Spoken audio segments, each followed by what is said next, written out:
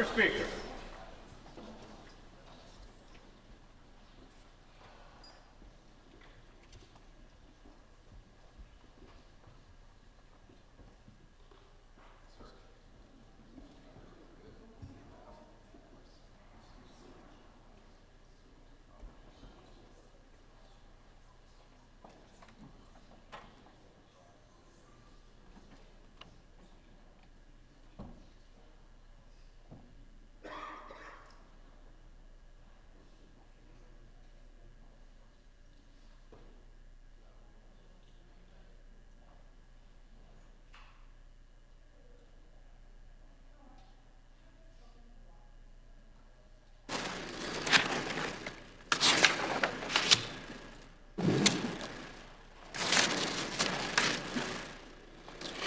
Present us, O Lord, in all our doings with thy most gracious favor, and further us with thy continued help, that in all our works begun, continued, and ended in thee, we may glorify thy holy name, and finally by thy mercy attain everlasting life. Amen. Introduction of guests. Seated in my gallery today is someone that we all know and appreciate, Monique Lovett from the Clerk's Office, Legislative Assembly. Joining Monique today is her husband Ken and Sandra Gardner from the Clerk's Office. I introduce Monique today as she has made the decision to retire at the end of April from a remarkable career of close to 42 years of work in the legislative building. In fact, today is her official last day. Monique has dedicated nearly her entire working life to serve the Legislative Assembly, a milestone of which she has served with dedication and professionalism at every stage of her career. Monique was born and raised in Sedley, Saskatchewan. She worked at the U of R in the main library for 6 years and came to the Legislative Library in 1982 for a summer job and worked there until 1984. She then joined the Legislative Council and Law Clerk's Office in 1984 and the Office of the Clerk in 1986. Monique has served in various portfolios: Secretary to the Clerks at the Table, Secretary to the Clerk, Coordinator of Interparliamentary Relations and Protocol, Administrative Assistant to the Clerk and Coordinator of Assembly Protocol, and Coordinator of Interparliamentary Relations and Protocol. During Monique's time in the building, there have been 275 MLAs, 4 clerks, 11 speakers, 5 premiers, 9 lieutenant governors, and 19 leaders of the opposition. I would like to wish you all the best, Monique, in your retirement. You will be missed. As I formally introduce Monique and her husband Ken to the Legislative Assembly, I ask that you welcome them and join me in congratulating Monique on an incredible career of service in the Legislative Assembly and to the province of Saskatchewan.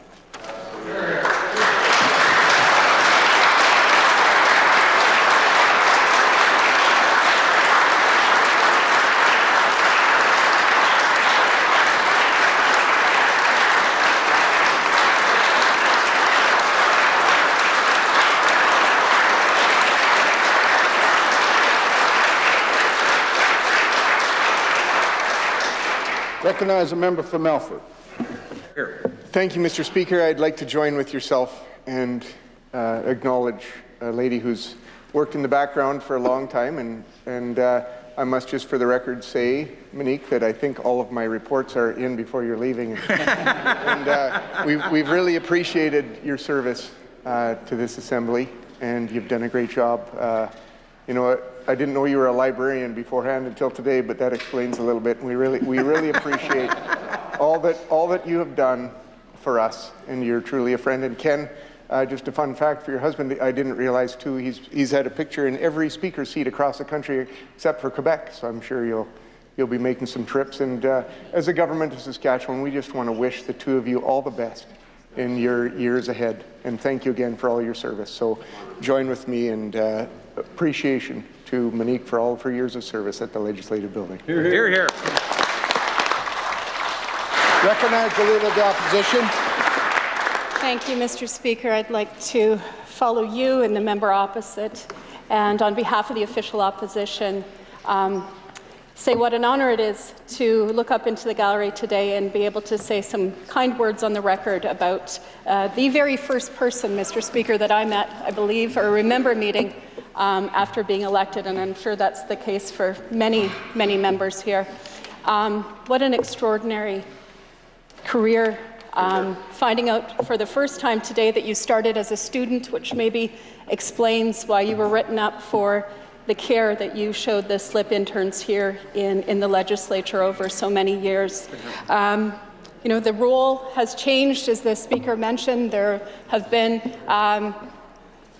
many members who have stood in my place, many LGs in the province that you've seen during your time in your role, but one thing has never changed is your attention to detail, your steadfastness, and we knew that if it was in Monique's hands, we were in good hands. And I hope she doesn't mind me sharing this, Mr. Speaker. One of the last conversations I overheard in the rotunda before we broke for the Easter break was, you know, Monique going through all of the details of what she had passed over and still offering to be on the phone if there was anything that came up when she was in retirement that maybe she had missed. I suspect the details are well taken care of, but I think that there are many things that we didn't even know that you were paying attention to, Monique, and we are going to find that out today after your retirement. That said, 40 years of service to all members, 40 years of service to the people of Saskatchewan. We are very, very lucky to have had you for that long. And I want to wish you and Ken just a wonderful retirement. Do all the things that you've not had the opportunity to. And Ken, I do hope you did get to sit in that last speaker's chair at some point during this retirement.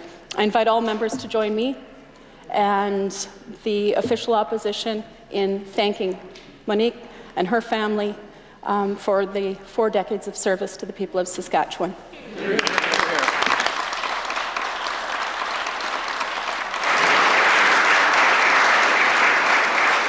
Recognize the Minister of Parks, Culture and Sport. Thank you very much, Mr. Speaker. I ask for leave for an extended introduction. Leave has been requested for an extended introduction. Is leave granted?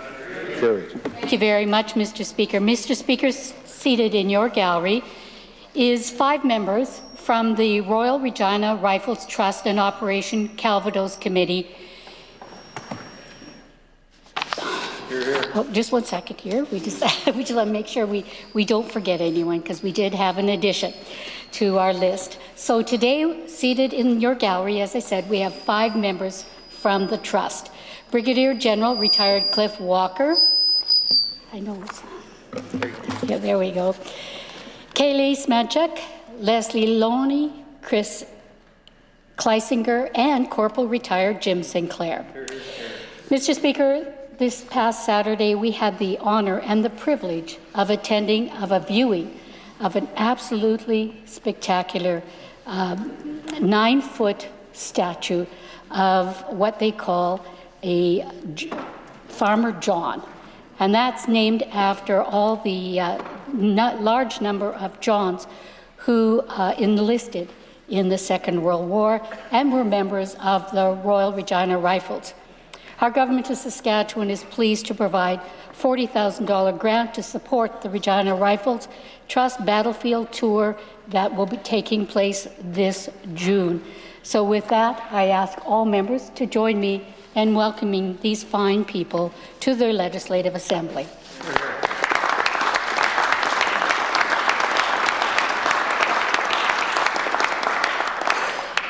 And while I'm on my feet, Mr. Speaker, seated in your gallery, I'd like to introduce guests from On Cue Performance Hub today. Earlier today, I had the pleasure of meeting with Kathleen Irwin and Valerie Overend from On Cue to discuss the work they are doing to support the arts in Saskatchewan.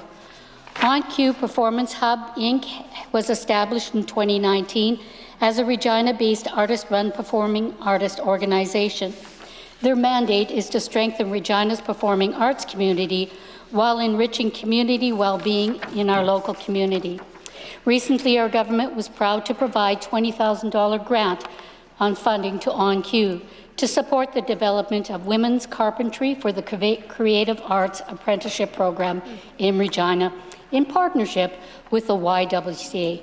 Mr. Speaker, I invite all members to join me in welcoming these fine ladies to their Legislative Assembly. Recognize a member from Regina Rosemont. Thanks, Mr. Speaker. Request extended introduction. Leave has been requested for an extended introduction. Is leave granted? Carried. Thank you, Mr. Speaker. I want to join with the Minister and welcome some of the guests that have joined us here today, those being the leaders behind the Royal Regina Rifles Trust with Operation Calvados. Mr. Speaker, I was here at the ceremony on the weekend, and what a touching ceremony remembering the incredible honour and service and sacrifice of the remarkable Regina Rifles, Mr. Speaker. Here we are, almost 80 years on from D-Day, Mr. Speaker, and of course it was those Regina Rifles, those Farmer Johns that were there on the beaches, Mr. Speaker, acting in such a heroic way, Mr. Speaker, with significant losses as well. I want to recognize Brigadier General Cliff Walker here today and thank him for all of his leadership. Of course, he's led so many initiatives in this province and in this country. Operation Bald Eagle was an initiative that Brigadier General led, and of course he led the Rifles as well. I also want to welcome Corporal Jim Sinclair to his assembly here today to thank him for his leadership for many decades, and that service continues. I want to recognize Kaylee and Leslie and Chris as well from that committee, and I just want to recognize the artist for that beautiful piece that will honor the memory of the Regina Rifles on the beaches of Normandy forever, telling that story and remembering them of service and sacrifice, and they were an incredibly successful unit. I'm very proud that my grandfather was there with them on the beaches that day, Mr. Speaker, and advanced through Arden's Abbey and all the way through into Germany, Mr. Speaker, and we just want to honor all of the service and sacrifice of all the Regina Rifles, Mr. Speaker. So I ask all members to join with me in thanking these members for their service.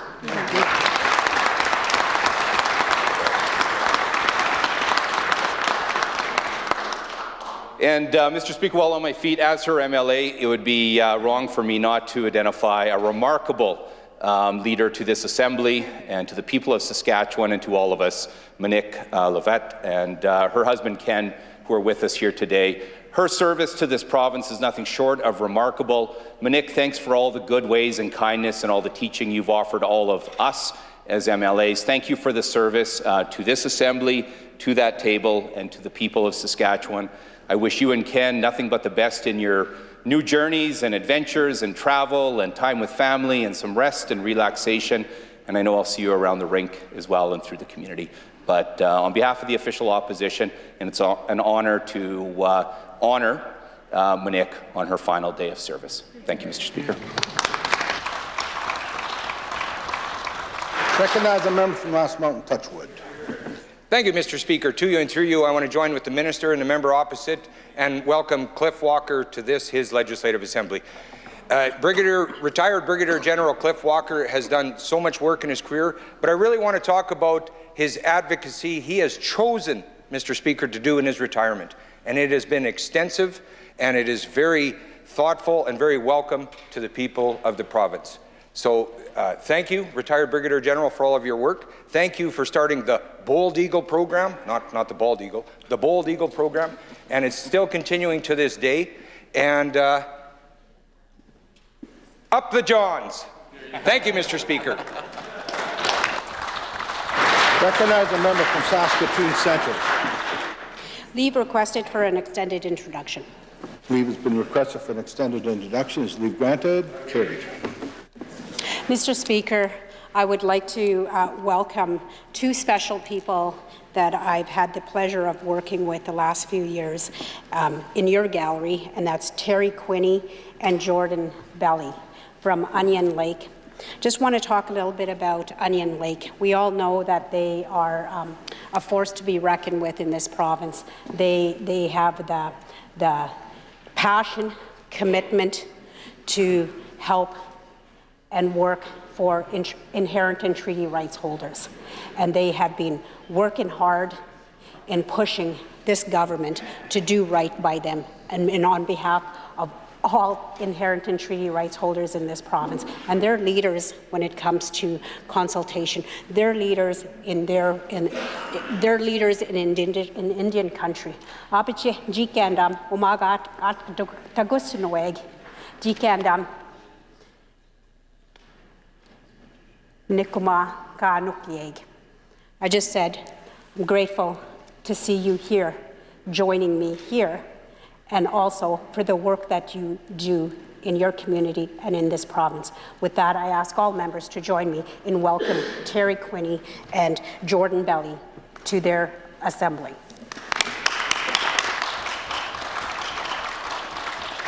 Recognize Minister of Health.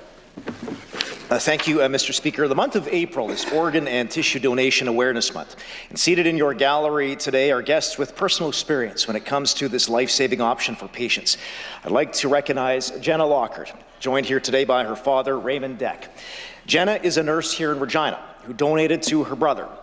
Jenna and her brother Kyle are featured in our social media campaign this year entitled Great Actions Leave a Mark, raising awareness about the option of living donations. And I'd encourage everyone to watch for their story a little bit later this month. Jenna and Kyle are strong advocates for organ and tissue donation. Throughout the month of April, they attend events and they speak about and promote donation. I would ask all members to join me in welcoming these individuals to their legislature and thanking them for sharing their personal story to raise awareness for organ and tissue donation. Thank you, Mr. Speaker. Recognize a member from Saskatoon, New Watson. Thank you very much, Mr. Speaker. It's an honor to be on my feet. It's a pleasure to join with the Minister of Parks, Culture and Sport as the opposition critic for Parks, Culture and Sport to welcome Kathleen and Valerie to their legislative assemblies today from On Cue Performance Hub.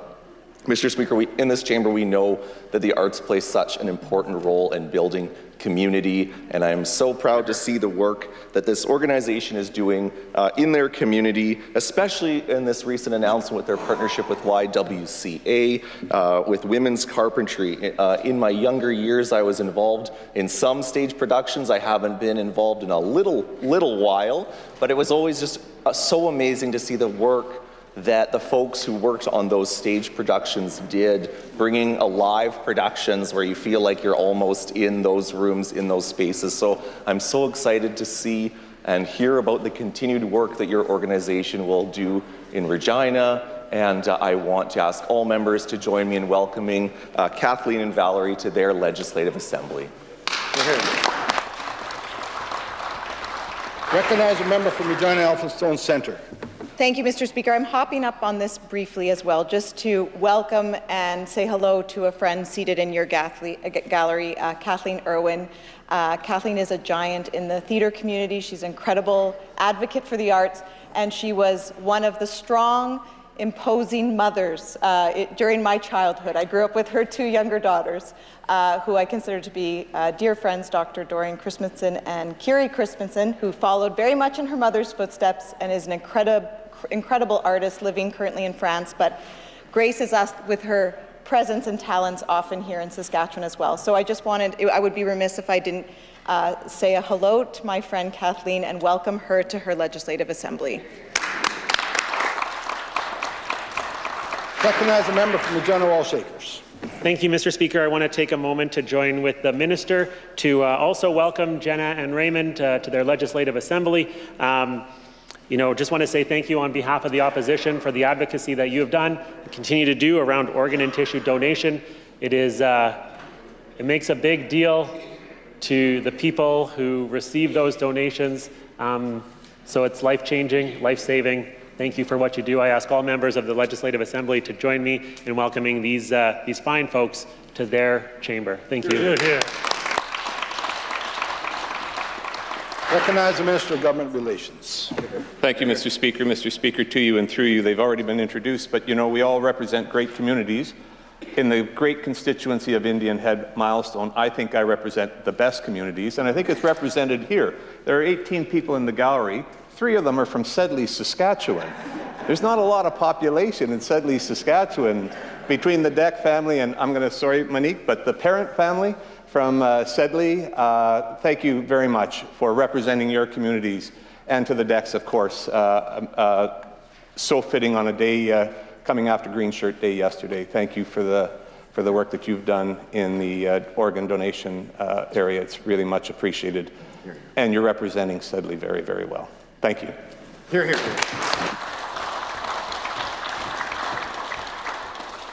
Presenting petitions, I recognize a member from Saskatoon Centre. Mr. Speaker, I'm pleased to present the following petition. The folks who signed this petition wish to bring to your attention the following. The Sask Party government voted against the meaningful duty to consult legislation. The Sask Party government continues to move forward in duty to consult processes without fulfilling constitutional obligations.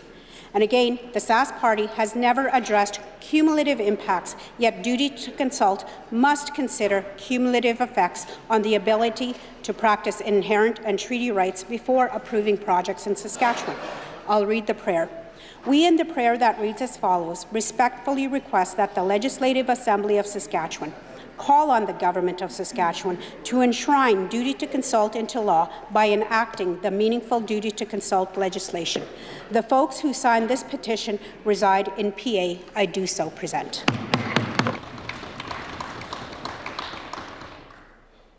I recognize the Minister of Sask Works. Thank you, Mr. Speaker. We, the undersigned residents of the province of Saskatchewan, wish to bring to your attention the following. Whereas the Trudeau Liberal NDP coalition carbon tax is one of the main causes of affordability issues and inflation in the nation of Canada, that the federal Liberal NDP government was politically motivated in issuing a carve-out for home heating oil, and that the government of Saskatchewan's decision to not collect or remit the carbon tax on home heating in Saskatchewan has led to a drop in inflation. Further, that despite the decision to not charge the carbon tax on home heating, Saskatchewan families continue to pay that tax out of pocket at the pumps, grocery stores, and more. We, in the prayer that reads as follows, respectfully request that the Legislative Assembly of Saskatchewan take the following action: to call upon the Government of Canada to immediately suspend the carbon tax across the nation of Canada and acknowledge its significant impact on affordability and inflation in Canada. The below undersigned are residents of Saskatoon, Warman, and Martensville. Thank you. Recognize a member from Saskatoon-Lawson. Thank you very much, Mr. Speaker. I rise to present our petition calling on the government to address that very cost of living crisis. Mr. Speaker, the undersigned residents of the province wish to bring to your attention the following: that inflation is the highest it's been in more than 3 decades, that half of Saskatchewan residents were living paycheck to paycheck before transportation and food costs skyrocketed in 2022, that the Sask Party government's 32 new tax and fee hikes makes life more expensive, all while harming struggling industries like tourism, culture, and fitness. While other provinces have acted, the Sask Party government ignored our call for a gas price relief plan. Mr. Speaker, I'll read the prayer. We, in the prayer that reads as follows, respectfully request that the Legislative Assembly of Saskatchewan call on the Government of Saskatchewan to meaningfully address the cost of living crisis in Saskatchewan. Mr. Speaker, the undersigned reside in Saskatoon. I do so present. Hear, hear.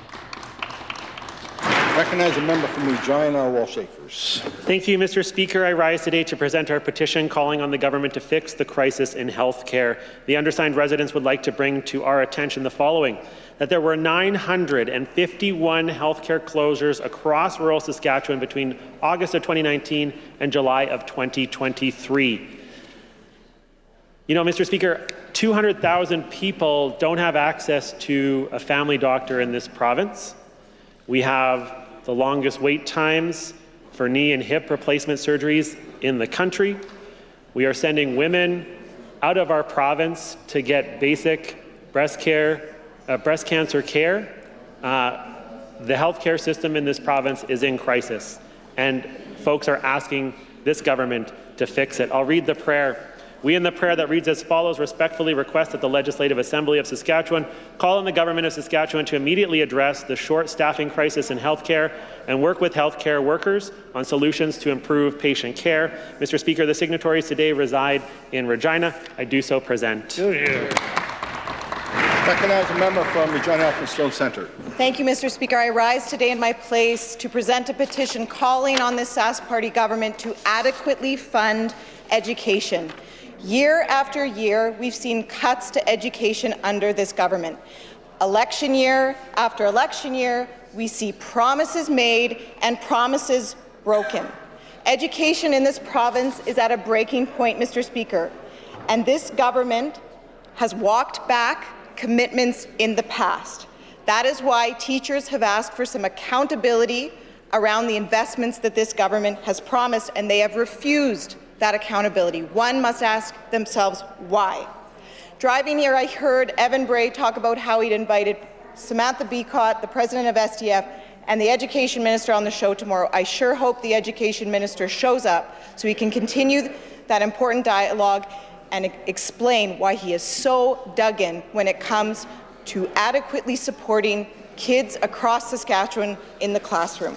Mr. Speaker, the signatories of this petition are calling on the government to adequately, sustainably, predictably fund education to ensure that schools, teachers, and other caring professionals are able to meet the needs of each and every single student in this province. The signatories reside in Regina. I do so present. Recognize a member from Saskatoon-Newtown. Mr. Speaker, I rise to present a petition to the Government of Saskatchewan to protect the Duncairn Reservoir Migratory Bird Sanctuary from expansion of irrigation. The undersigned residents wish to bring to your attention the following: that water is a valuable resource to be used for the benefit of all people of the province, that the Swift Current Creek Basin has had a moratorium on new water allocation since 1981 due to supply constraints in the southwest, that Duncairn Reservoir was designated a migratory bird sanctuary in 1948, covered by the Migratory Birds Conservation Act, that the provincial auditor has pointed out that the Water Security Agency has not taken sufficient steps to monitor and enforce licensed water users, that effective monitoring of water allocations and usage is key to Saskatchewan having a sustainable supply of water available. I'll read the prayer. We, in the prayer that reads as follows, respectfully request the Legislative Assembly call on the government to protect Duncairn Reservoir Migratory Bird Sanctuary from any proposed expansion of irrigation. This petition is signed by the residents of Maple Creek and Swift Current. I do so present. Reading and receiving petitions, statements by members. I recognize the member from Lumsden Morris. Thank you, Mr. Speaker. The Juno Beach Centre is one of Canada's national treasures and a monument to the legacy of our veterans. June 6th of this year will mark 80 years since Allied forces stormed the beaches of Normandy and began the liberation of Europe from the Axis occupiers. To help commemorate this great occasion, our very own Royal Regina Rifles will play an important part in the proceedings. A statue of a Royal Regina Rifleman has been sculpted and will be transported to France, where it will be unveiled just inland from Juno Beach, right where the men from Regina, from farms across Saskatchewan, and from many First Nations landed to fight for our freedom. A group of serving and retired members of this Royal Regina Rifles are working together to organize a tour, a legacy tour, to coincide with the 80th anniversary. Together with university students and community partners, the tour plans to produce written and visual documentaries to help future generations remember these brave heroes. The organizing committee is raising the funds to allow serving and retired members of the Royal Regina Rifles to join the Rifleman statue's journey to Juno Beach. Anyone interested in participating by volunteering or by donating can visit rrrtrust.org. Mr. Speaker, the statement is true that where we have been does make us who we are.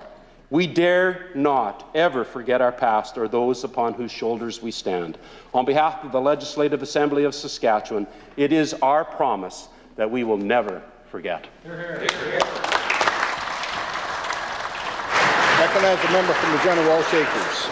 Thank you, Mr. Speaker. Yesterday, communities across Canada came together to observe Green Shirt Day, and it's a reminder of the profound impact of organ donation and the legacy of Logan Boulet. As we donned our green shirts yesterday, we honored Logan's memory and reaffirmed our commitment to promoting organ donation. When Logan Boulet was tragically killed in the Humboldt Broncos crash, he had already made the decision to donate his organs, which ended up saving 6 other lives. But he has saved so many more than just 6. It is estimated that nearly 150,000 people inspired by Logan registered as donors, changing countless lives.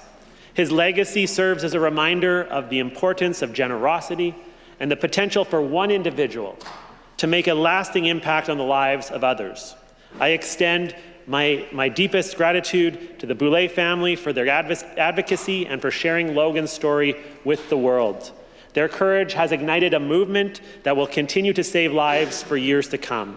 Let us carry forward Logan's spirit by spreading awareness about organ donations and encouraging others to register as donors. Together, we can honor his memory and ensure that his legacy of compassion lives on.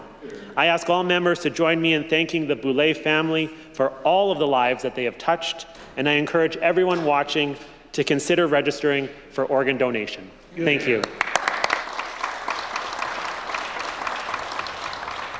Recognize a member from Saskatoon, Willow Grove.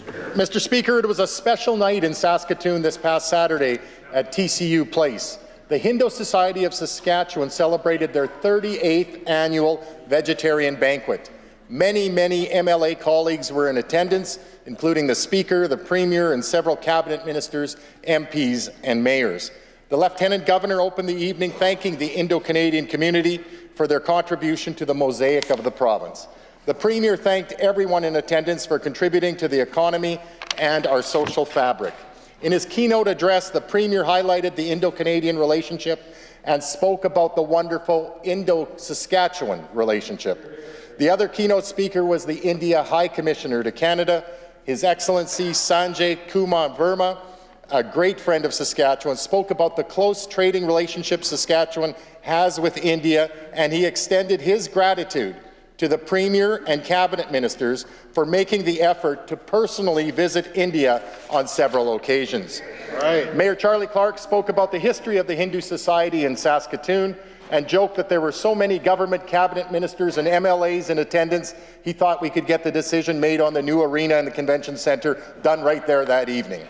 Mayor Greg Dion from Prince Albert was also in attendance. Community leader Bob Bahari and others were honoured throughout the evening. Mr. Speaker, I would like to ask all members to recognize the great contribution Indo-Canadians make to our country, province, and our community.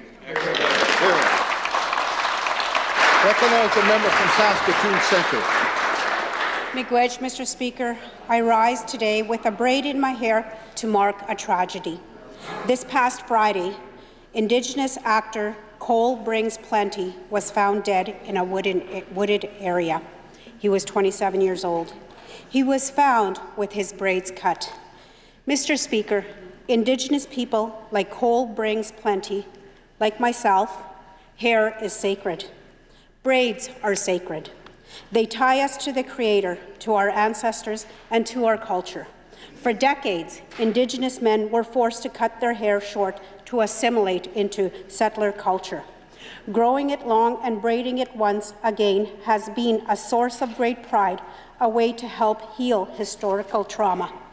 So to hear that a bright young light was found dead with his braids cut has been devastating. Today, April 8th, Indigenous and non-Indigenous people are braiding their hair. They're doing it in memory of Cole Brings Plenty, but also in memory of the countless Indigenous men in our history who had their braids taken from them. I ask all members, whether or not they have braids in their hair, to join me in marking this sad day and this painful history. Miigwech. Recognize a member from Regina Northeast. Thank you, Mr. Speaker. I rise in the Assembly today to recognize April 2nd as World Autism Day. Mr. Speaker, we know that each person with autism has unique challenges and strengths. Because of this, it is important to adopt and provide supports that are designed to meet the individual needs. Our government is committed to ensuring appropriate accommodation, understanding, and acceptance for neurodiverse individuals that allow them to lead and enjoy their full life. Mr. Speaker, the Autism Spectrum Disorder Individualized Funding Program gives parents the opportunity to acquire the services that best suit their child's need. Parents have the flexibility and freedom to choose from the range of eligible therapies and supports that will benefit child the most. Youth and adult health also have the access to learning and socializing programs in the community that are also funded by Saskatchewan Health Authority. Group programs can support children and adults to learn and socialize in meaningful ways. Today, we celebrate the meaningful ways they contribute to our communities, and we recognize the efforts of the educators, family members, and caregivers who support them. Thank you, Mr. Speaker. Recognize a member from Regina Northeast. Thank you, Mr. Speaker. Our government is committed to ensuring patients receive timely access to the care they need within the most appropriate setting. We have heard directly from our EMS providers of the challenges that our hospital emergency departments, particularly in Regina and Saskatoon, are experiencing. A significant number of patients calling 911 are transported to a provincial emergency department, which is not always the most appropriate facility to address their health care needs. This is why, Mr. Speaker, we are piloting a new EMS triage system in Regina and Saskatoon. A new software program will allow certain non-emergent 911 calls to be further evaluated by a registered nurse and potentially directed to alternative, appropriate health care options when it is determined that an ambulance is not required. A dedicated registered nurse will be available 12 hours a day, 7 days a week to utilize the new EMS trial system at each of the Regina and Saskatoon medical communication and coordination centers. This initiative will improve EMS wait times and ensure they are able to return to their home communities when it matters most. We are pleased, Mr. Speaker, to have another support in place to ensure patients are accessing the most appropriate care they need. Thank you, Mr. Speaker.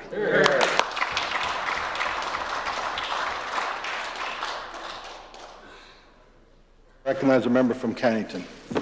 Thank you, Mr. Speaker. It's another great day in Saskatchewan. Our agri-foods products are continuing to feed communities and families around the world. Exports to the North African countries of Morocco and Algeria have both experienced solid growth over the last year. And Mr. Speaker, our producers sent over 1.2 million tons of product to Algeria in 2023, with most of those exports being durum and lentils. And Moroccan trade also experienced significant growth, with exports increasing 22% and reaching almost 750,000 tons. We've dedicated a significant amount of our engagement to our South Asian partners. The nation of Indonesia is now our 6th leading agri-food market, with a 62% increase from the year prior. Mr. Speaker, earlier this year, we have also heard that our exports to India have reached a value of $712 million, an increase of 71% in 2023. And we're continuing to work to diversify our economic links with India, the fastest growing economy on the planet. And thanks to these vital partnerships, we've already achieved our 2030 growth plan goal of $20 billion in total agri-food exports, 7 years ahead of schedule. Mr. Speaker, results like this show our plan is working and why we'll never take the advice of the members opposite on how to run an economy. Thank you.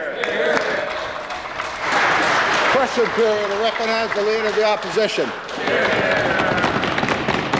Mr. Speaker, 57% of people in this province are struggling to pay for groceries.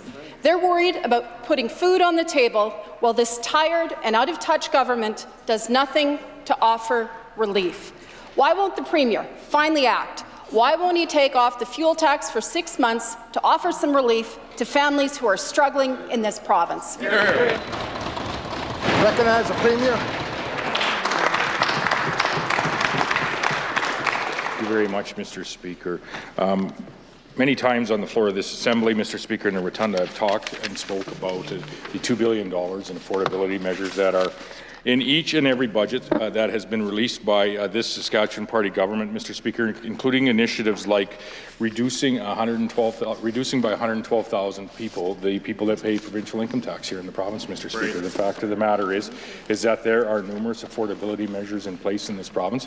They've been added to over the course of the last couple of years, Mr. Speaker. I think to the $500 tax affordability checks that were provided, Mr. Speaker, in a year of surplus under this government. I think to the rebates that came from some of our Crown corporations, Mr. Speaker, the licensing division of our Crown corporations, Mr. Speaker. I think of the 10% reduction in utility costs that we had, Mr. Speaker, to the point all the while being able to preserve the fact that in Saskatchewan, Mr. Speaker, today, an individual or a family of four, pays no personal income tax on the first $59,475 that they earn. Wow. That is comparable to $21,000 below that in Manitoba, Mr. Speaker, where you pay starting on your income at $38,000, Mr. Speaker. It's initiatives like this that have removed people from the tax rolls, the provincial tax rolls in Saskatchewan, and continue to ensure that our communities are some, if not the most affordable places in Canada to live.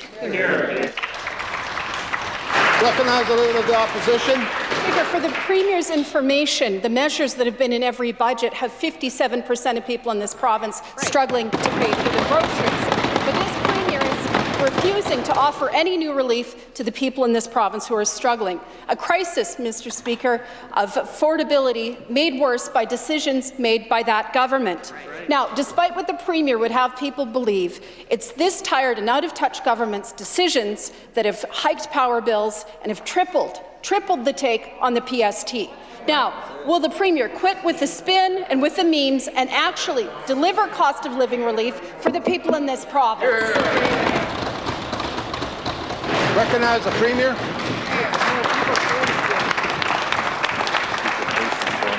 Comes to increases in the PST revenue, Mr. Speaker. There's more people living in the province of Saskatchewan consuming goods, paying for those goods, Mr. Speaker, across the board.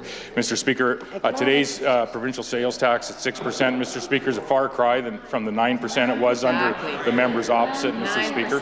Mr. Speaker, and most certainly, as I have spoken to many times on the floor of this Assembly, Mr. Speaker, it's important for this government to stay focused on the $2 billion in affordability measures that are present in each and every budget, including the budget that was released and passed just this past 10 or 14 days ago, Mr. Speaker. Those $2 billion are continuing, Mr. Speaker, in this year's budget. They include removing 112,000 people off the tax rolls. They include a graduate retention program for our youth, Mr. Speaker, that are setting up, starting a career in Saskatchewan and ultimately choosing a community on where they may be able to raise their family. They include supports for those that are living with autism, Mr. Speaker, and they include many other supports for Saskatchewan families to ensure that, as we see today in the budget documents, Mr. Speaker, that Saskatchewan cities, namely Regina, is one of the most affordable cities, if not the most affordable city, across all of the income metrics, Mr. Speaker, for a family to live in Canada. Recognize the Leader of the Opposition. Well, Mr. Speaker, the people of this province know their budgets best, and they know that this tired and out-of-touch government is failing to deliver any relief when it comes to the cost of living. Right. And this failure, Mr. Speaker, impacts every family in this province, but none more so than the families who are losing their jobs. Friday's job numbers in this province showed that 6,000 jobs were lost last month, and that means that this Premier continues to have the worst job creation record in the entire country. When will the Premier finally recognize that the people are struggling, and when, Mr. Speaker, when will he actually do something about it? Recognize the Premier. Is one of the most egregious cherry-picking of stats that I've seen on the floor of this legislature, Mr. Speaker. 10,000 year over year, Mr. Speaker, February to February, jobs in Saskatchewan up 10,500, Mr. Speaker.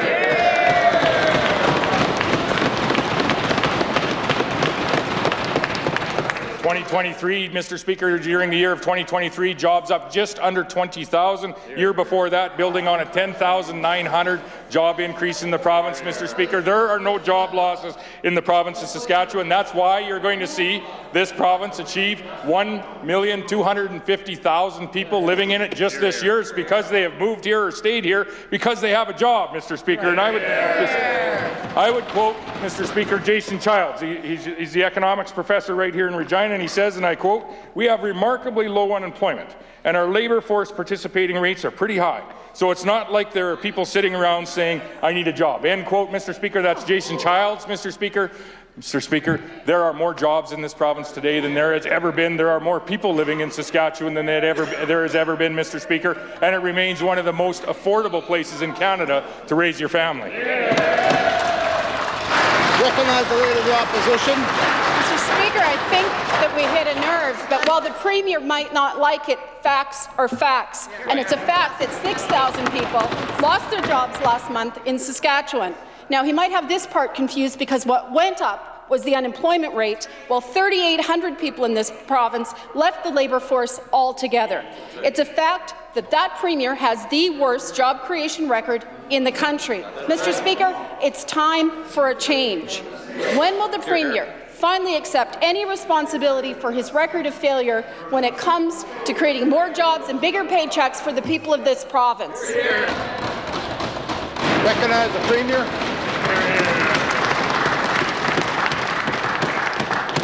Facts are facts, Mr. Speaker, and that is the third lowest unemployment rate in the nation of Canada. Mr. Speaker, facts are facts. That is in the province where we have the fastest growing population since 1914, right here in Saskatchewan, Mr. Speaker. We have in this province the second highest per capita number of jobs of any area in the nation of Canada, Mr. Speaker. Mr. Speaker, and we remain one of the most affordable places to raise your family, to find a career, Mr. Speaker, and ultimately to set down your roots.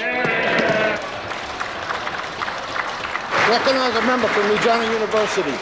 Well, thank you very much, Mr. Speaker. It's beautiful outside. I thought all the snowflakes had melted. So let's talk about the facts. 6,000 fewer jobs, unemployment up to 5.4%, a labour force that has shrunk by 3,800 jobs. And it's not just across the province that this Premier is failing to create jobs. He's failing in his own backyard. In the PA and Northern region, which includes the Premier's hometown of Shelbrook, there are 4,100 fewer jobs since this time last year. 4,900 fewer jobs than when this Premier took office. So, Mr. Speaker, what does the Premier have to say to his neighbours in his hometown when they ask why there are almost 5,000 fewer jobs than there were when Brad Wall was Premier? Recognize the Minister of Trade and Export Development. Well, thank you very much, Mr. Speaker. Everybody in Saskatchewan knows the #1 economic challenge that we're facing right now is a labour shortage, Mr. Speaker. We hear it day after day and over again from our business community that they can't find enough people to fill the jobs that are being created in our economy, Mr. Speaker, and that's a fact, Mr. Speaker. Here's what Deloitte had to say, an interesting report that just came out last week. And here's what Deloitte had to say, and Deloitte doesn't lie, Mr. Speaker, had to say in their April 2024 economic outlook, quote, "The economy of Saskatchewan is poised for relatively strong performance this year compared to that of the rest of the country. We're seeing strong investment in the province driven by sizable investments in its potash industry. Couple this strength with solid population gains, relatively low household debt burdens, and Saskatchewan's economy is poised to grow." Mr. Speaker, this is on top of leading the country in economic growth last year, poised to lead the country again in economic growth this year and the year following, Mr. Speaker. That's because we're working with our business community to make sure that that environment exists for investment and job creation going forward. I would ask the Minister of Trade and Export Development for the use of the word lie. You know very well you can't do indirectly what you're not allowed to directly. Please stand up and withdraw and apologize. Withdraw and apologize. Stand up, please. Don't slouch with disrespect to the institution. Stand up. Withdraw and apologize. Recognize the member from Regina University.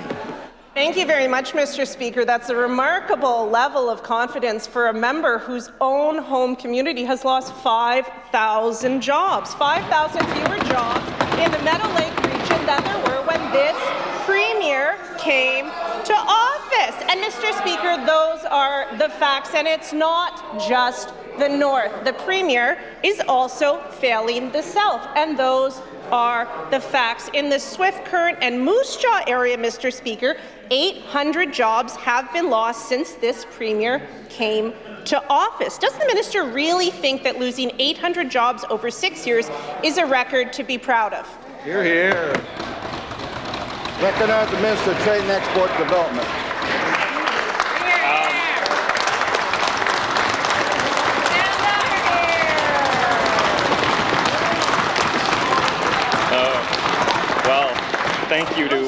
Thank you to colleagues, Mr. Speaker. This is precisely why the NDP have zero credibility on the economy. This member stands up and says there have been 5,000 job losses in Meadow Lake, Mr. Speaker. The entire community of Meadow Lake has 5,000 people that live in it, Mr. Speaker. And I can guarantee you, Mr. Speaker, the challenge that we have in Meadow Lake today is the fact that we don't have enough people in our community to fill the jobs that are being created and that exist. And the reason that we have jobs being created, Mr. Speaker, in our community and right across the entire province is because we are exporting more than we ever have before, Mr. Speaker. $50 billion in exports this year, Mr. Speaker, $53 billion. Last year, in the highest year of the NDP government, there were $10 billion of exports from Saskatchewan. $50 billion. Next question. Recognize a member from Regina University. Very much, Mr. Speaker. This Premier has the worst job creation record in Canada. Those are the facts. But it's not just on the number of jobs where he's failing. He's also failing to create good jobs that pay the bills. So let's look at head offices in Saskatchewan. Just before the Premier came to office, there were 85 head offices here. And since then, we've lost 6. That's a decrease in 7%. How is losing head offices in Saskatchewan growth that works for everyone? Hear, hear. Recognize Minister of Trade and Export Development. Well, my colleague, Mr. Speaker, the Deputy House Leader, just looked on SAS Jobs. Right now, there are 13,401 jobs that are posted, Mr. Speaker.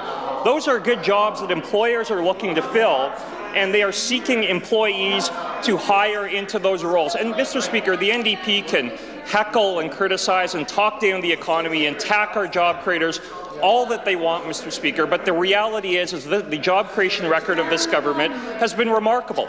Over 100,000 jobs have been created over the course, Mr. Speaker, of the last 16 years, and I will put that record every single day against that of the NDP, Mr. Speaker. Over their 16 years in office, how many jobs did they create, Mr. Speaker? 0. In fact, they not only did they not create 0, they lost jobs, they lost population. We'll put our record of growing the population and growing jobs every single day of the week up against theirs.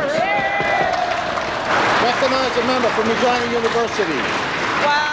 Mr. Speaker, spoken like a man who would stare directly into an eclipse. When those head offices close, Mr. Speaker, the people who work in them move elsewhere. The good-paying jobs in those head offices go with them. So, Mr. Speaker, let's look at that same period of time. Saskatchewan has lost 1,064 head office jobs under this Premier, a decrease of 17%. Mr. Speaker, none of those people are here in Saskatchewan, paying taxes, supporting local businesses, building their communities, putting their kids in our schools. And, Mr. Speaker, it does not have to be this way. We can do so much better than this tired and out-of-touch government. So when, Mr. Speaker, will the member for Meadow Lake face the music and admit that his job creation strategy just isn't working? Hear, hear. Recognize Minister of Trade and Export Development. Well, We are very happy to talk about head office jobs. And let's talk about one company, Mr. Speaker, as far as head office jobs, for example. K+S Potash, Mr. Speaker. A company that is now employing hundreds of people here in Saskatchewan, a company that has invested billions of dollars and is investing billions more into this province, Mr. Speaker, and a company, lo and behold, that had once actually had a head office in Saskatchewan. Why did that change, Mr. Speaker? Why? Because they nationalized the company and they fired all of the head office people and sent them back. Nice job. That's their record, Mr. Nice Speaker. job. They might shake their head and say, oh, well, you know, that was a previous NDP government. Mr. Speaker, be under no illusion, if these members ever got the opportunity to govern again, you would see the same thing. Attacks on the potash sector, attacks on our job creators, attacks on the major employers. We hear them talk about it every single day of the week. There should be no surprise what they're going to do, Mr. Speaker. We're going to continue to work to create jobs. Recognize the member from Saskatoon Eastview. Mr. Speaker, when we left the House just over a week ago, teachers were optimistic that they'd reach a deal with that minister on an accountability framework. All that minister had to do was get a deal signed, and teachers would be back in classrooms. That's what teachers wanted, that's what students wanted, and that's what parents wanted. But there's no deal in sight. Well, that minister finally agreed to get out of the way, commit to binding arbitration, and get a deal done. Here, here. Recognize the Minister of Education.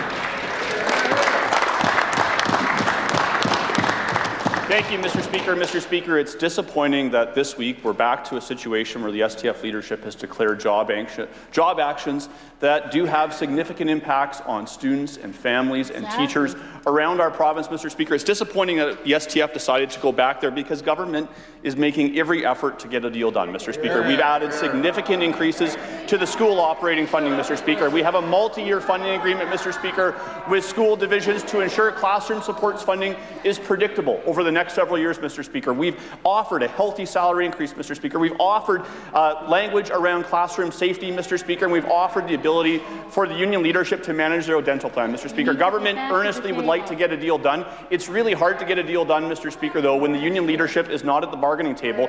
And the teachers that I've spoken with this last week in my community, Mr. Speaker, they want to get an agreement done. It's time, it is time, Mr. Speaker, for people to reach out to the STF and ensure that they're back at the bargaining table.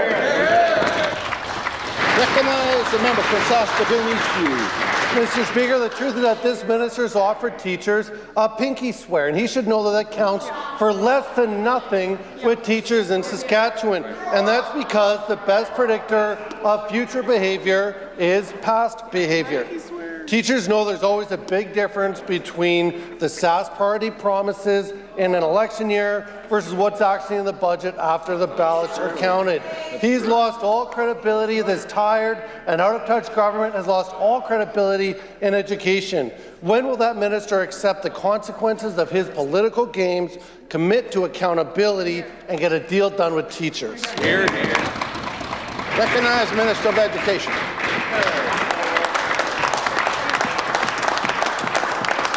Mr. Speaker, if we want to talk about past history, Mr. Speaker, let's just take our multi-year funding agreement that this government has had with the post-secondary institutions over the last several years, Mr. Speaker.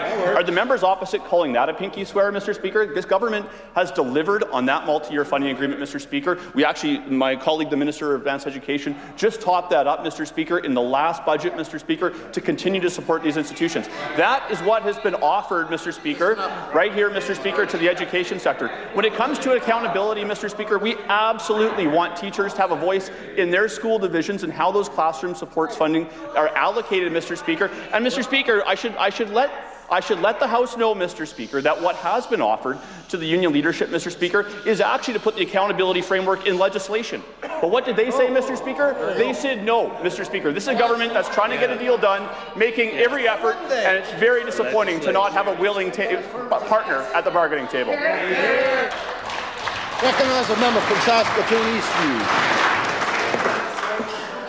Mr. Speaker, that minister talks about record funding.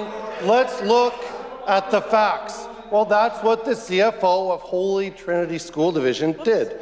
And in his words, quote, the math is a bit off.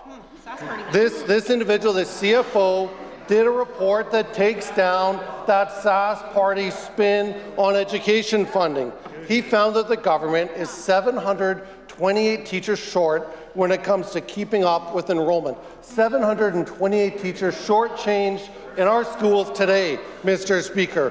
Why should Saskatchewan people believe that Minister of Education when CFOs of school divisions are pulling out the red pen on that minister's homework?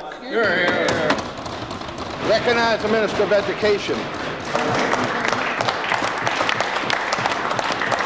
Mr. Speaker, the families of this province, the teachers of this province, the students in this province, Mr. Speaker, both present and future, can count on this government to continue investing in education, Mr. Speaker. 9 new schools in this year's budget, Mr. Speaker, 2 major renovations, 2 new minor capital projects, in addition to the 15 major capital projects that we have right around the province, corner to corner to corner. Mr. Speaker, this is a government that recognizes that our province is growing faster than it has in over a century, Mr. Speaker. We're responding to that with more capital projects in the education space, Mr. Speaker, more school operating funding, Mr. Speaker. This is a government that has invested in education and is going to continue to do so. Thank you.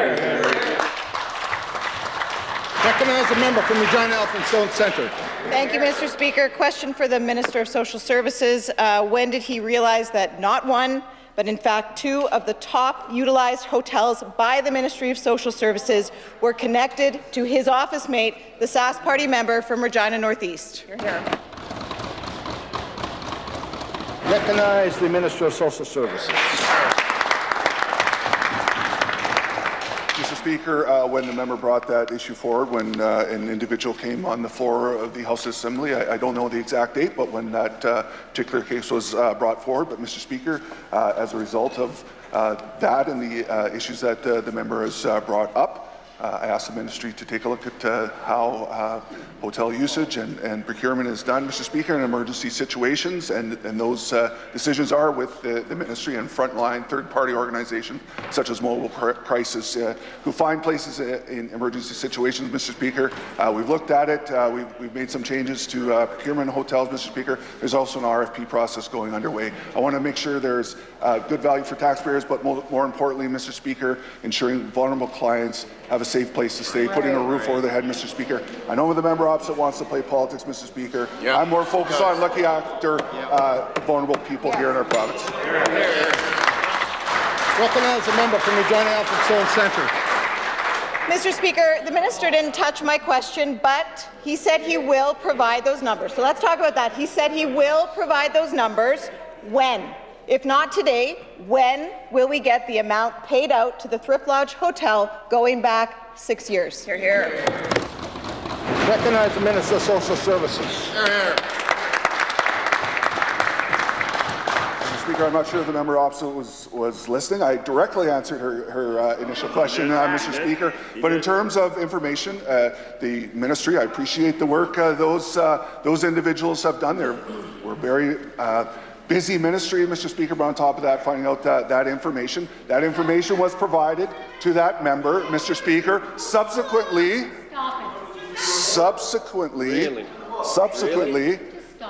there was more information asked for. I believe she has the information from the Thrift Lodge for the most recent year. Asked for additional information. I've committed to providing that information in due course, Mr. Speaker, and that will be provided as I've committed. Recognize a member from Regina Elphinstone Centre. Mr. Speaker, the point is we had to fight tooth and nail, months and months and months to get basic questions on the Sunrise Motel. So again, the question was when? Set a deadline. When will you provide those 6 numbers going back 6 years for the Thrift Lodge Motel? Hear, hear. Recognize the Minister of Social Services. Speaker, I've committed to that member the information requested, and that will be in due course here, Mr. Speaker. But, Mr. Speaker, as a result of those numbers and what the member opposite brought forward, we've made changes to the procurement. The ministry's made changes to the procurement of hotels when needed, Mr. Speaker. We've done extensive investments in areas for individuals to be able to find a place to stay in terms of emergency shelters. We've been able to expand that right across the province, Mr. Speaker. Hopefully, over time, being able to reduce our reliance on hotels, Mr. Speaker. But I think there still will be need for that into the future. We have a new policy. We got rid of the NDP policy. The new policy we're going to bring forward there's the RFP side, Mr. Speaker, in Regina and Saskatoon, as well as a three-quote policy to ensure we're getting the best deal, Mr. Speaker. Of course, my focus in all this is we want to have a roof over the head. Recognize the member from Regina, Walsh Acres. Thank you, Mr. Speaker. Last week, the coroner released updated overdose death statistics, and once again, the numbers are staggering. Mr. Speaker, in the first 3 months of this year, 113 lives were lost due to overdose. That means that every day this year, a family has had to hear the news that they've lost a loved one. During the same week that these alarming numbers were released, we also learned that a vital community organization that saves lives has been forced to limit their hours due to this government's choices. Mr. Speaker, when will the minister realize that his decisions cost lives? When will we see an evidence-based plan to keep people alive? Recognize Minister of Mental Health and Addictions. Thank you, Mr. Speaker. Our government has a plan, and that plan is focused on getting people the treatment that they need so that they can live healthy and safe lives in recovery. Mr. Speaker, the question addresses prairie harm reduction. Mr. Speaker, our government provides prairie harm reduction with $2.2 million in supports every year, and those supports are for outreach. Those supports are to connect individuals to the treatment that they need to help them live healthy lives in recovery. Mr. Speaker, our plan does not allow room for crack pipes and for instructions on how to use crack pipes, Mr. Speaker. That's not the plan that our government is following. Right. We're following a plan that expands treatment spaces, that allows people to more easily access those treatment spaces, and that wraps supports around those individuals so that they can live healthy lives in recovery. Thank you, Mr. Speaker.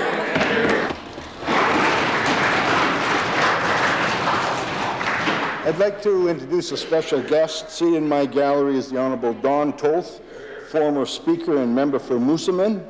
Don represented the constituency of Moosomin from 1986 to 2016 and served as Speaker of the Legislative Assembly from December 2007 to October 2011. Alongside Don is Matt and Andrew Vahey, directors with Village of Hope. They operate a campus in Eston. I ask all members to welcome Don Toth and his guests, Matt and Andrew Vahey, to their Legislative Assembly.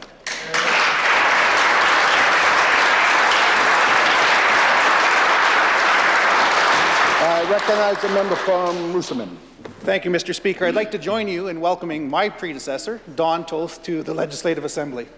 Don, he's been a Speaker of the Assembly here in Saskatchewan, long-serving MLA in Moosomin area, and according to his wife, who I ran into in the grocery store the other day, the best MLA that Moosomin's ever had. He's a man of strong faith and conviction, and we could all do well by following his example. I'd like the Assembly to welcome him to his Legislative Assembly. Recognize the member from Regina Rosemont. Thank you, Mr. Speaker. I'd like to join with the member opposite and on behalf of the official opposition and with you, Mr. Speaker, to welcome Don Toth back to his assembly. I had the privilege of serving with Don and working with him. I guess it wasn't always the privilege when he was in your chair, Mr. Speaker. He was sometimes straightening us out as parliamentarians. But I tell you, Don, you don't age. You're looking good up there. Thank you for your service to your province. We wish you and Lois well. I continue to see his family around the hockey rink, Mr. Speaker, and the odd time I get to see Don and Lois as well. But again, on behalf of the official opposition, it's a pleasure to welcome Don Toth to his assembly. Recognize the Minister of Rural and Remote Health.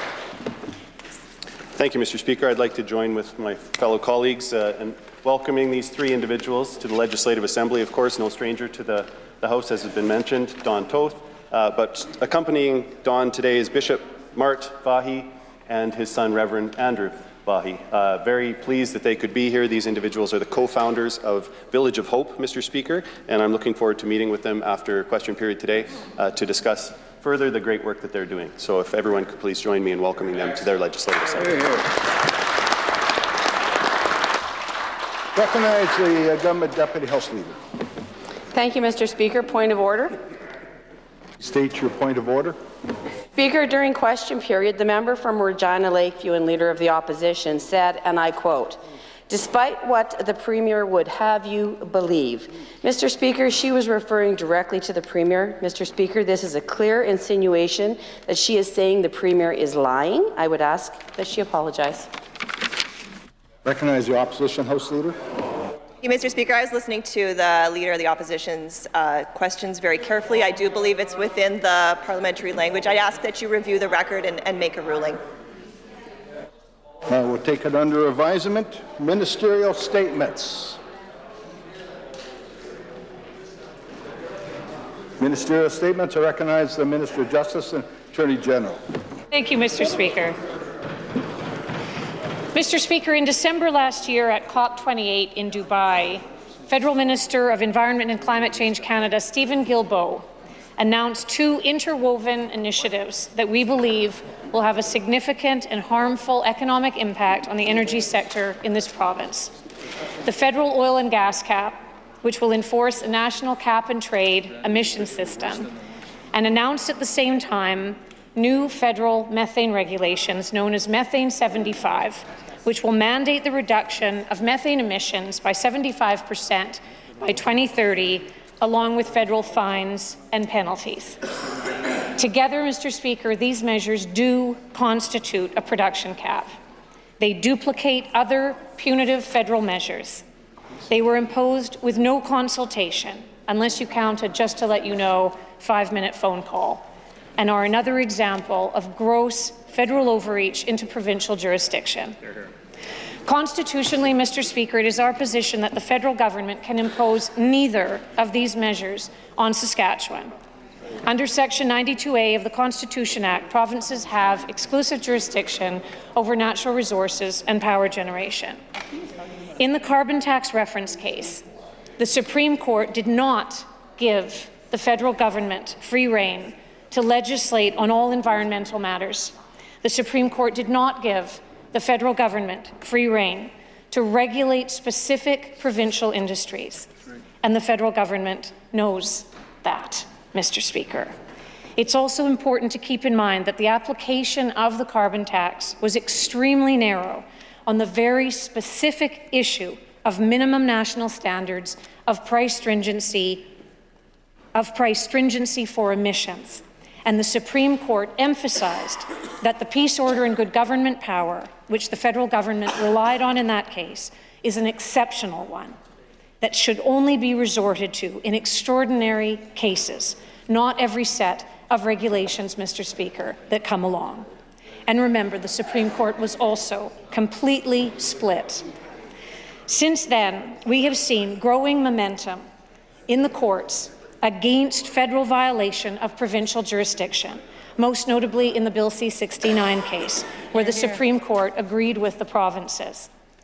Since the carbon tax case, we have also seen the Atlantic carve-out for home heating fuel, which flies in the face of any pretense at national standards, let alone the equal application of the law.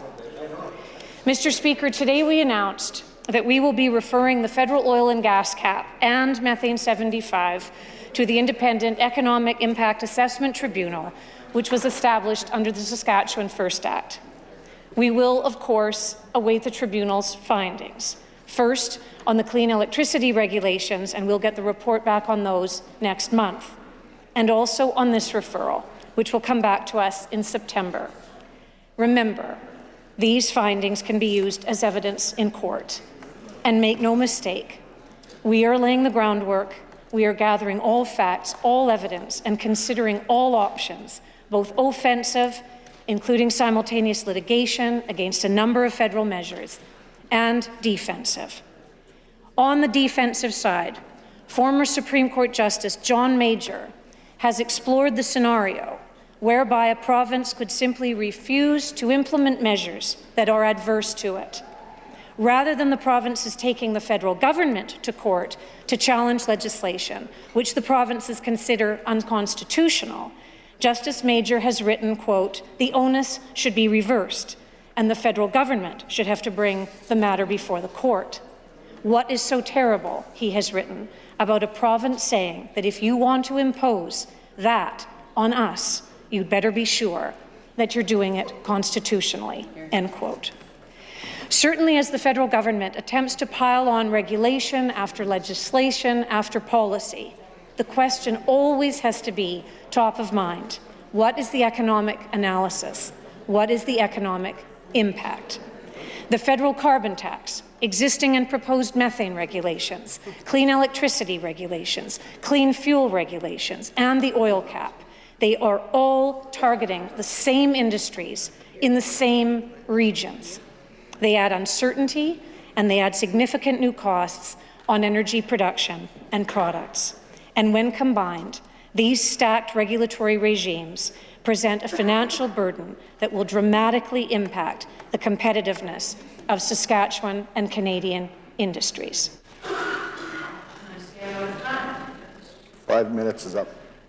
Recognize the member from Regina Douglas Park. Thank you, Mr. Speaker. I appreciate the opportunity to enter in on this ministerial statement, and I'd like to thank the Minister for providing a copy of her statement in advance. Now, ultimately, what this ministerial statement boils down to is the government is gathering evidence for inevitable court challenge. Of course, there's a lot of jurisdictional questions when it comes to actions of the federal government right now into provincially regulated territory, Mr. Speaker. But as I've said before, when it comes to the Economic Assessment Tribunal, although there's great people that are working on that tribunal, again, this is simply an exercise in gathering evidence for a court application. An economic tribunal is not necessarily needed for that sort of action. The government's going to take them to court, the federal government to court. They should do that, take them to court. Nothing extravagant about it.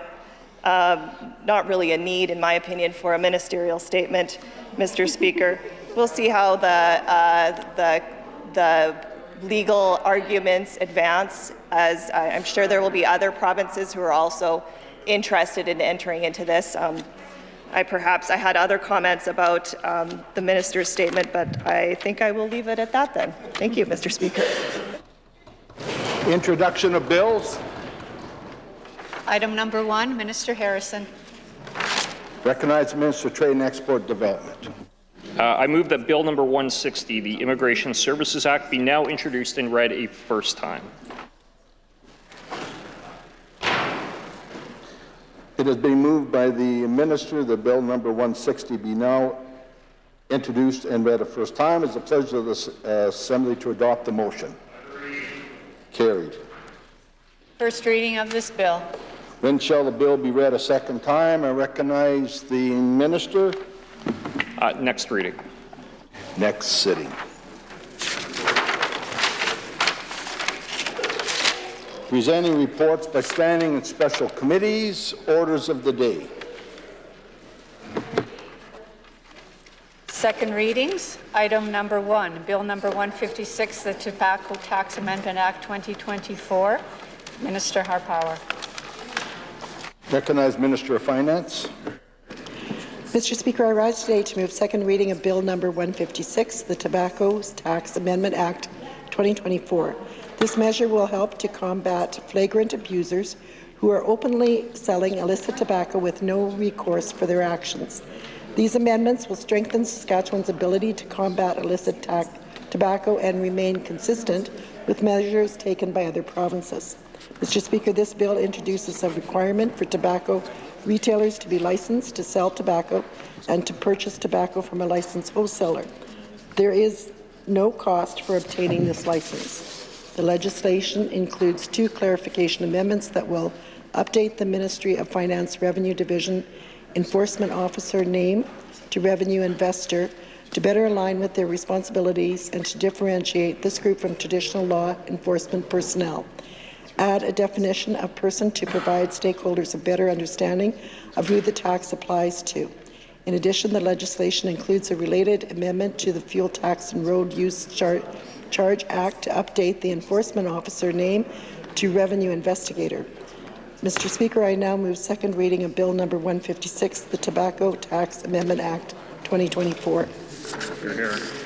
It has been moved that Bill Number 156 be now read a second time. Is Assembly ready for the question? I recognize the member from Regina University.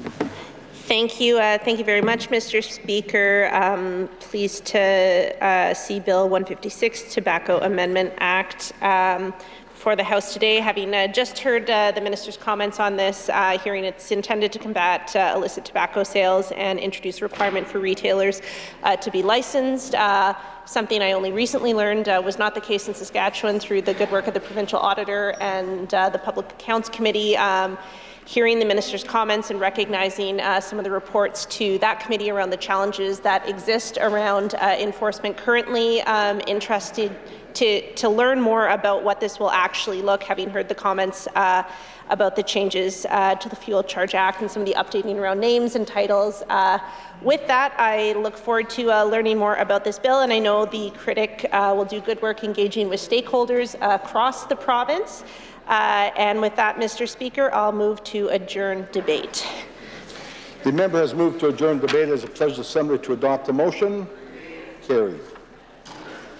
Second readings, item number 2, Bill number 157, the Income Tax Amendment Act 2024. Minister Harpower. Recognize Minister of Finance. Mr. Speaker, I rise today to move second reading of Bill Number 157, the Income Tax Amendment Act 2024.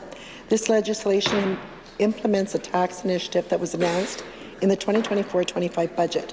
Mr. Speaker, the small business tax rate reduction will be maintained at 1% for another year to June 30th, 2025 to provide further support to small businesses and allow owners to reinvest in their businesses. This will benefit small business in Saskatchewan with savings of $56 million in corporate income tax. In total, since the small business rate was lowered in the fall of 2020, Saskatchewan small business will save an estimated $416 million in corporate income tax. Also, this initiative will result in Saskatchewan continuing to be tied for having the second lowest small business tax rate in Canada, and when combined with Saskatchewan's small business threshold of $600,000, the highest in Canada, Saskatchewan's tax environment will remain very competitive. In addition, Mr. Speaker, we will be making a corresponding change to the dividend tax credit rate in response to changes to the small business tax rate.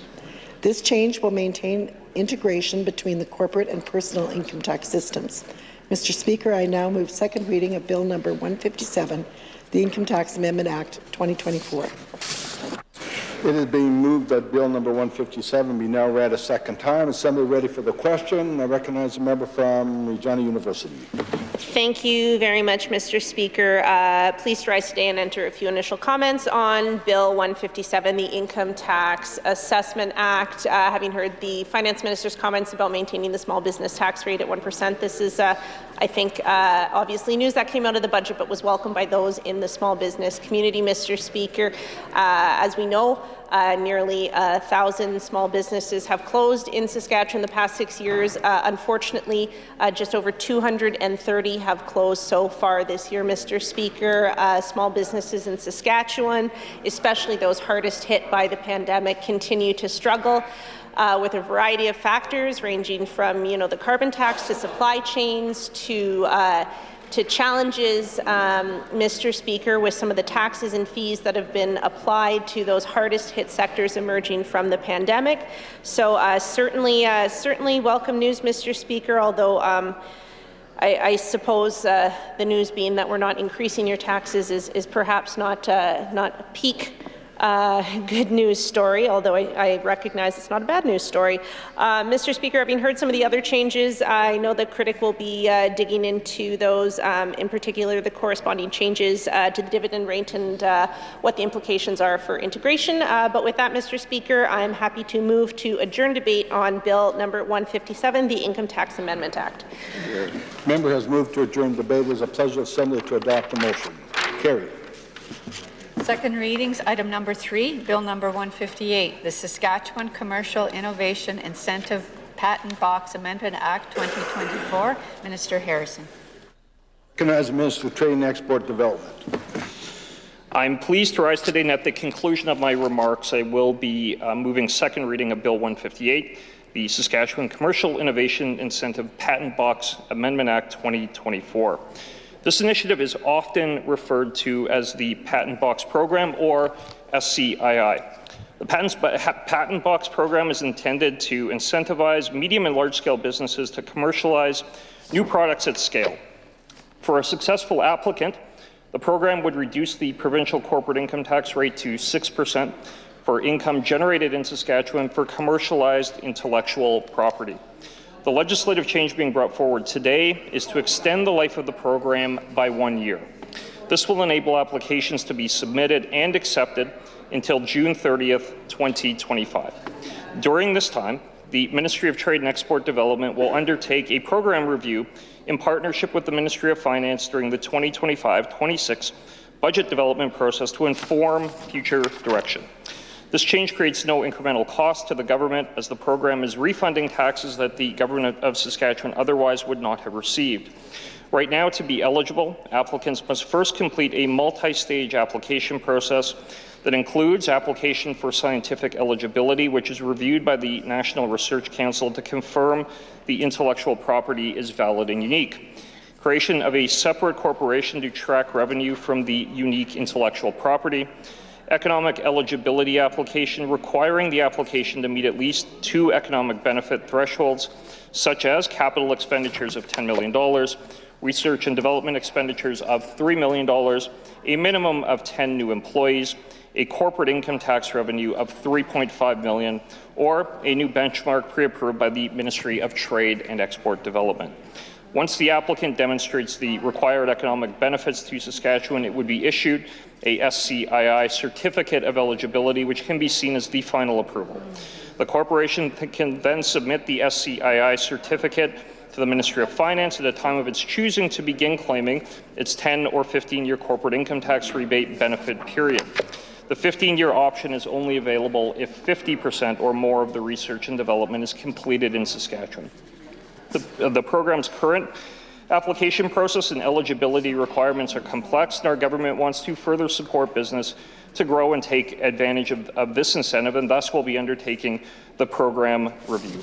Mr. Speaker, I move second reading of Bill number 158, the Saskatchewan Commercial Innovation Incentive Patent Box Amendment Act 2024. It has been moved that Bill number 158 be now read a second time. Assembly ready for the question. I recognize the member from Regina Atherstone Centre.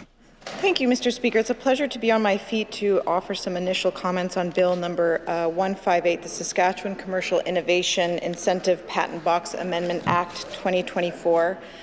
The minister responsible has provided an overview of this bill. It is perhaps an important juncture to sort of emphasize the importance of incentivizing research. I know that NDP governments in this province have a strong legacy of offering support to research in technology and science and agriculture, which really demonstrate the commitment to research in these areas that might not have otherwise occurred but for that public support, and how important that remains today. The minister, as I said, provided an overview of this bill, but this bill is actually quite short. It's quite limited. It's pretty much one line, and it really just adds an additional year for folks to apply for the tax credit in question. The bill itself amends 7 years and substitutes it for 8 years. Now, while this credit is a good idea in theory, to our knowledge, no one has actually claimed it, or very few have actually claimed it. So again, what we continue to see from the Sask Party government is a lot of talk, a lot of window dressing about their support for certain sectors or their support for certain initiatives. But of course, when you look beyond the rhetoric, very little of substance being offered to folks out there in need of assistance and support. But of course, we do have some amazing talent in this province doing good things a lot of these need to be nurtured, and perhaps, this will increase the uptake on this tax credit. I worry that if folks are not claiming it now, the issue is not the time limit, and adding 1 year will not make the difference. This government needs to roll up their sleeves and do a little bit more work to see how they can actually support these efforts and this sector. So with that, I'm looking forward to hearing from the critic in this area, and of course the comments of my colleagues, and I would move to adjourn debate on Bill number 158. Hear, hear. Member has moved to adjourn debate. As a pleasure of Assembly to adopt the motion. Carried. Second readings, item number 4, Bill number 159, the Revenue and Financial Services Amendment Act 2024. Minister Harpower. Recognize the Minister of Finance. Mr. Speaker, I rise today to move second reading of Bill number 159, Revenue and Financial Services Amendment Act 2024. These amendments implement measures to combat flagrant abusers who avoid paying the consumption taxes they have collected from consumers but refuse to remit. The changes contained in this bill, along with proposed changes to the Tobacco Tax Act and associated regulations, are expected to generate incremental annual tax revenue of about $50 to $60 million once fully implemented. To implement this initiative, specific amendments to the Revenue Financial Services Act are required to enhance collection powers to collect from individuals and businesses who are trying to shield themselves from collection action, enhance penalties to increase compliance, prevent tax avoidance, and clarify obligations and simplify language to reduce opportunities for clients to behave in ways that are unintended by legislation. The legislation includes consequential amendments to import an immunity provision from several associated revenue statutes into the Revenue and Financial Services Act. These changes are to come into force October 1st, 2024, unless otherwise noted. I now move second reading of Bill number 159, the Revenue and Financial Services Amendment Act 2024. It has been moved that Bill number 159 be now read a second time. Assembly ready for the question. I recognize the member from Regina Elphinstone Centre. Thank you, Mr. Speaker. It's a pleasure to be on my feet to offer some initial comments on Bill 159, the Revenue and Financial Services Amendment Act 2024. Just a bit by way of a summary in terms of some of the highlights in this bill. If a corporation doesn't pay its taxes, the directors at the time are liable together with the corporation for repayment. Under this bill, the statute of limitations for pursuing a corporation for that purpose is up from 2 to 4 years. I believe the penalties are being altered from non-payment. The cap, a 500 cap, has been changed to 10% of the overall sum. So if it's higher than 500, that will be changed. A $50 fine for not paying, a $100 fine for filing incorrectly, a $500 fine for failing to produce documents. One sort of concern there, Mr. Speaker, is just an initial question: is why the fine for not filing is lower than the fine for filing incorrectly. It seems to incentivize not filing at all, but I'm sure the critic will have questions for the minister on that. In general, Mr. Speaker, I can say that the official opposition fully supports pursuing accountability around collecting taxes from corporations, pursuing corporations who are not paying their fair share, and strong recourse options to ensure compliance, and pursuing corporate tax evaders. Whether the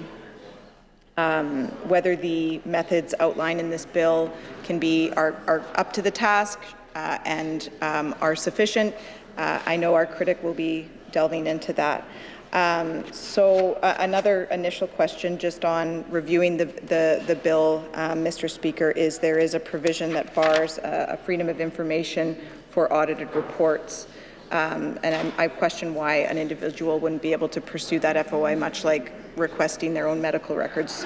But again, I know that the critic will have questions. We'll review this closely, and we'll bring those questions to committee after we have some general comments from the official opposition on this piece of legislation. So with that, I would move to adjourn debate on Bill number 159.